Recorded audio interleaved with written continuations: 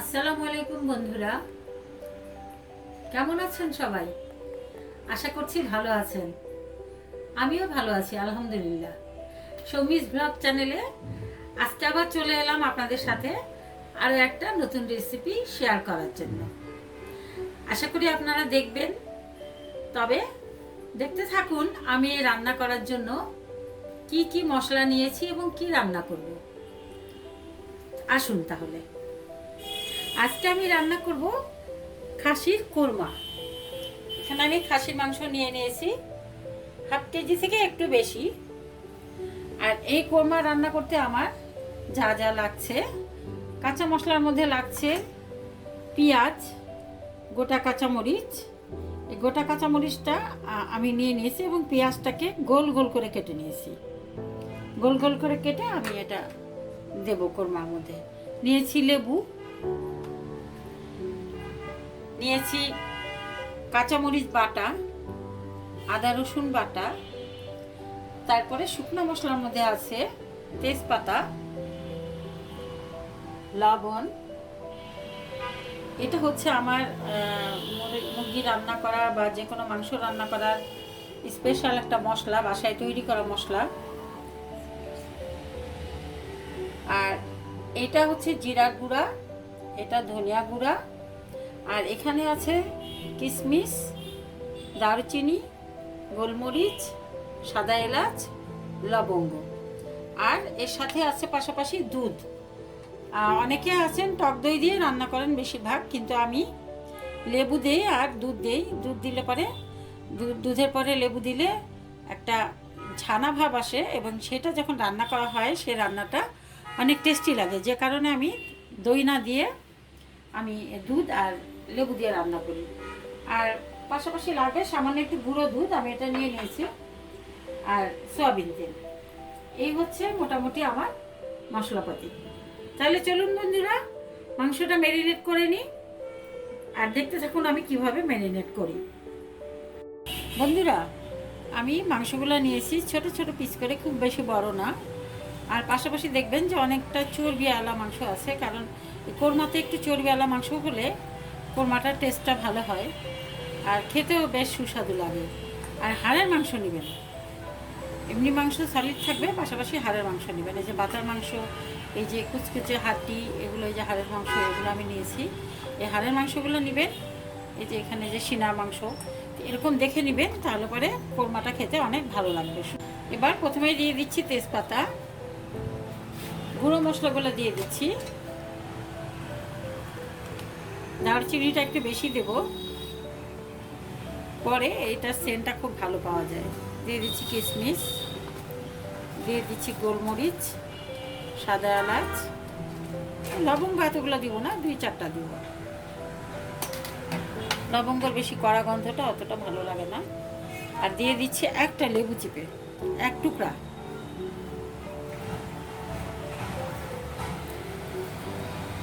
বন্ধুরা এই রান্নায় আমি কোনো হলুদ ব্যবহার করব না, কারণ কোরমাটা সাদা সাদাই হয়, তো হলুদ দিলে ভালো লাগে না। অনেকে অবশ্য হলুদ দেন, বাট আমি হলুদটা ব্যবহার করব না।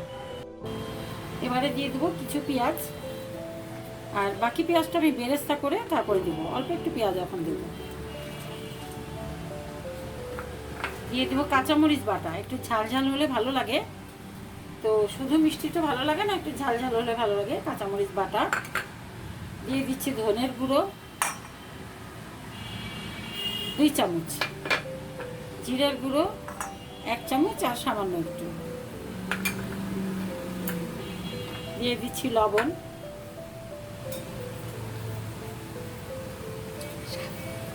লবণ প্রায় 3 চামচ মতো দিয়ে দিলাম। দিয়ে দিচ্ছি সামান্য একটু চিনি, এই ছোট চামচে 2.5 থেকে 3 চামচ চিনি। হ্যাঁ, এবারে দিয়ে দিচ্ছি বাসায় বানানো গুঁড়ো মশলাটা, এটা 2 চামচ পরিমাণ দিব। এবারে দিয়ে দিচ্ছি আদা রসুন বাটা 1 চামচ, 2 চামচ, 3 চামচ দিব।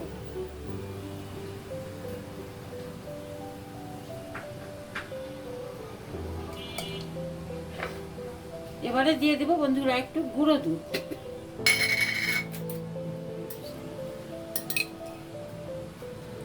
গুঁড়ো দুধটা বেশি দিব না, যেহেতু আমি লিকুইড দুধ দিব, এটা 1 চামচ দিব।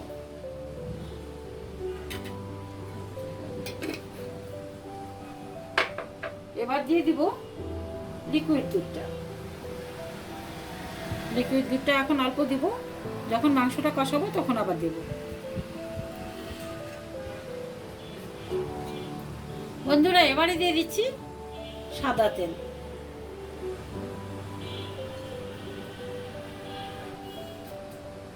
অল্প পরিমাণে তেল দিলাম, যখন আমি কড়াইতে চাপাবো তখন আমি আবার তেল দেব।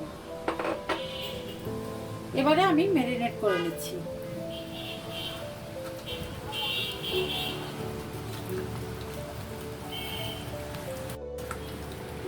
বন্ধুরা, ম্যারিনেট করার সময় অনেকক্ষণ ধরে মাখতে হবে। মেখে মেখে মাংসটাকে একেবারে নরম করে ফেলতে হবে। হাতের একটা চাপ যেন মাংসের মধ্যে চলে আসে।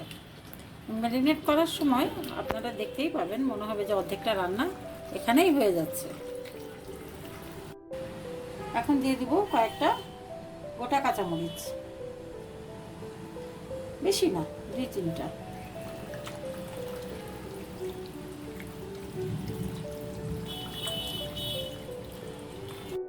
দেখুন বন্ধুরা, মাংসটা মাখতে মাখতে অনেকক্ষণ থেকে আমি মাখছি এবং খুব সুন্দর হয়ে গেছে মাখানো। ম্যারিনেট করা আমার হয়ে গেছে।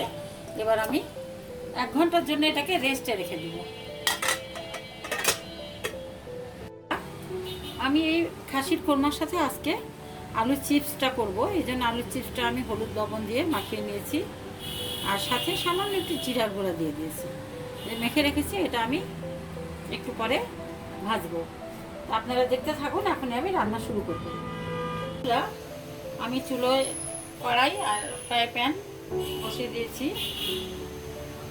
যথারীতি কড়াই আর ফ্রাই প্যান দিতে গরম হয়ে গেছে।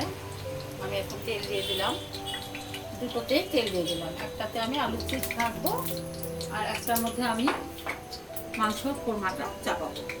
বন্ধুরা, আমি আলুর চিপসগুলো দিয়ে দিচ্ছি। তেল গরম হয়ে গেছে। এবারে আমি কড়াইয়ের মধ্যে মাখানো কোরমাটা দিয়ে দেবো। গরম হয়ে গেছে।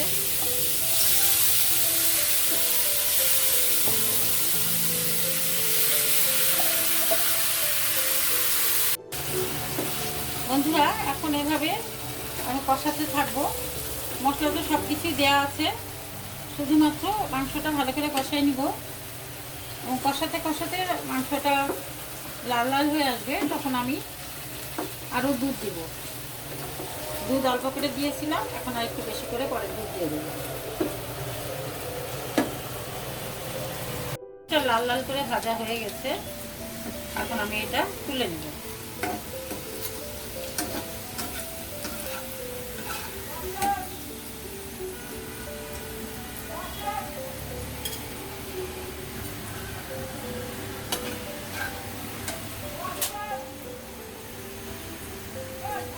বন্ধুরা, কতটা পানি ছেড়েছে, অনেক পানি ছেড়ে দিয়েছে। আমি মাংসটাকে ভালো করে কষাই নিয়ে এর মধ্যে বাকি দুধটা ঢেলে দিব। ঢেলে দিয়ে প্রেসার কুকারে 2টা সিটি দিয়ে নিব, তাহলে মাংসটা আমার তাড়াতাড়ি সিদ্ধ হয়ে যাবে। আর খাসির মাংস হাঁড়িতে সহজে সিদ্ধ হতে চায় না। আর একটু কষা, এটা করে আমি প্রেসার কুকারে দিয়ে দেবো।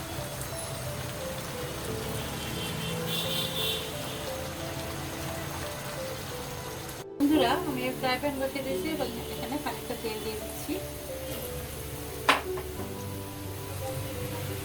বেরেস্তাটা ভেজে নিচ্ছি।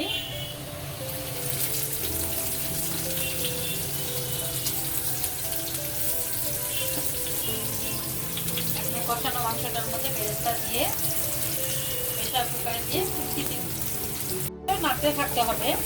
বেরেস্তা চাপাই দিয়ে চুলা করা যাবে না, এবং সবসময় নাড়তে থাকতে হবে। আর চুলার আগুনটা একটু হিট বাড়িয়ে দিতে হবে। কোরমার মাংসটা কষানো প্রায় শেষের পথে। আর একটু কষিয়ে নিয়ে আমি এটা প্রেসার কুকারে সিটি দিয়ে দেবো। বেরেস্তা প্রায় হয়ে আসছে, আর একটু নাড়াচাড়া করে আমি বেরেস্তাটা নামিয়ে দেবো। আমার বেরেস্তা হয়ে গেছে, আমি এটা এখন মাংসের উপরে দিয়ে দেবো।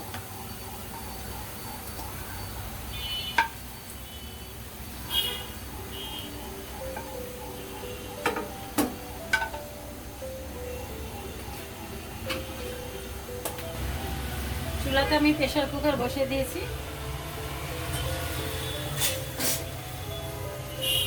এবারে হাঁড়ির মাংসটা আমি প্রেসার কুকারের মধ্যে ঢেলে দেব।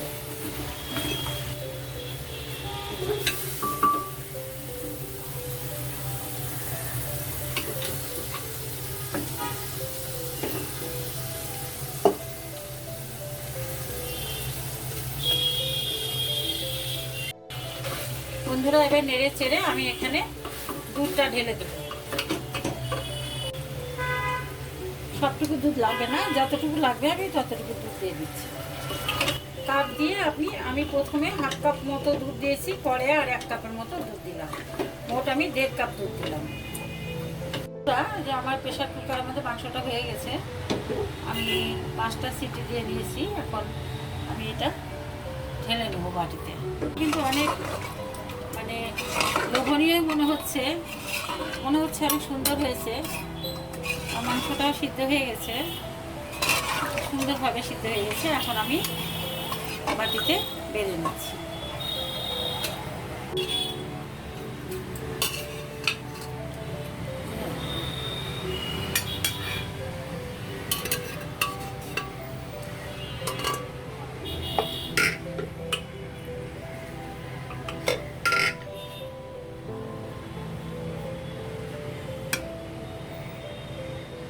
বাচ্চারা অফিস থেকে ফিরলে ওরা খেয়ে বলবে কেমন হয়েছে, আপনাদেরকেও জানাবে। ধন্যবাদ সবাইকে। ভালো থাকবেন, সুস্থ থাকবেন। আল্লাহ হাফেজ।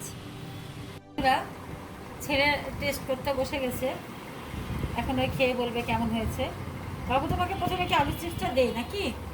দাও। আলুর চিপসটা কিন্তু এত কুচকুচি হয়েছে, দেখো খেয়ে ভালো লাগবে। হ্যাঁ, দেখে মনে হচ্ছে যেমন আশা করছি ভালো লাগবে। না, তুমি এটা দেখে তো শুরু করো।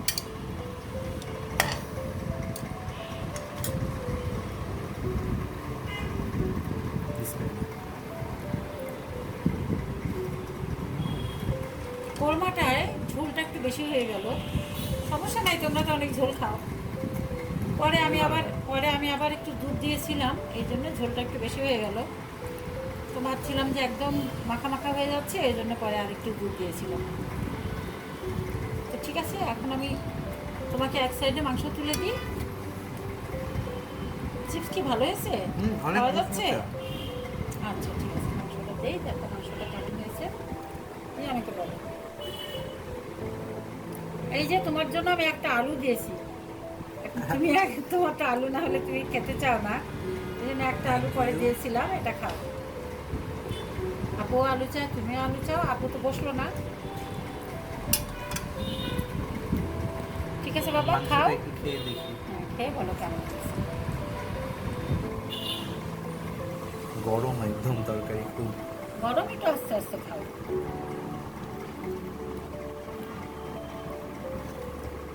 টেস্টি একটি রেসিপি। আর মাংসটা এত সফট, মুখে দেওয়ার সাথে সাথে মনে হচ্ছে যেন গলে যাচ্ছে। খুবই মজার রেসিপি। হাত দিয়ে ভাঙা যাচ্ছে? হ্যাঁ, হাত দিয়ে ভাঙতে পারছো? তো বন্ধুরা, আপনারা সবাই অবশ্যই বাসায় এই রেসিপিটি চেষ্টা করে দেখবেন, এবং অনেক মজার খেতে, খুব ভালো লাগছে। আর আপনারা সবাই অবশ্যই চ্যানেলটিতে লাইক এবং সাবস্ক্রাইব করবেন।